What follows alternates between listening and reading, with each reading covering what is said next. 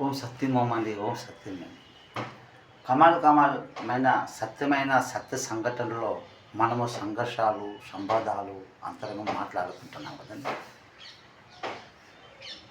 Any time మనము సంతోషంగానే మనం ఉండాలంటే మనం సత్యం మాట్లాడుకుంటూ ఉండాలి. అప్పుడే మనము ఆటోమేటిక్ మనలో ఆ ఖుషి ఆ ఆత్మ పరమాత్ముడు మనలోకి వచ్చి మనల్ని నడిపిస్తాడు. ఈ సత్యమైన మాటలు హిందువైనా, ముసల్మాన్, క్రిస్టియన్ అయినా, సిక్ అయినా ఈ 4 మతాలకి ఒకటే సమాధానం. ఓం సత్యమో సత్యం, సత్యం మాట్లాడాలి.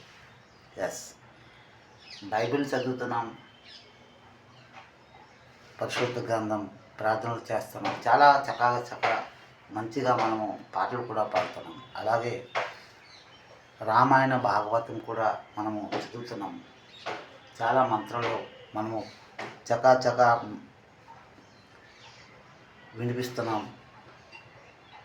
అలాగే సాహిబ్ ముస్లిమ్స్ అల్లల్లా అక్బర్ అల్లా ఆ నవాజులు కూడా మనము మంచిగా చెప్తున్నాం కదండి. అలాగే గురునానక్ దేవ్జీ పంజాబ్ సిక్కులు ఆ జపన్లు కూడా హిందూ, ముస్లిం, సిక్కుల 4 మతాల కోసము ఆ గురునానక్ దేవ్జీలు ఆ పంజాబ్ సిక్కులు పాటలు పాడతారు, జపనలు చేస్తున్నారు, మనకి సంతోషపరుస్తున్నారు. అంతా చక్కగా ఉంది, బాగా ఉంది, ఖుషిగా మనం వెళ్తూనే ఉన్నాం. కాకపోతే మన నిజ జీవితంలో, మన ఇంట బయట, మన కుటుంబంలో, మన అన్న చెల్లెలు, అమ్మ నాన్న, అత్త మామ అండి, అక్క చెల్లెలు అందరితో మనం సత్యం మాట్లాడాలి. ఆ సత్యమే మీకు ఆ సత్యం మాట్లాడితే నువ్వు చదువుకి ఫలితం, నువ్వు ప్రార్థించే ప్రార్థనకు ఫలితాలు.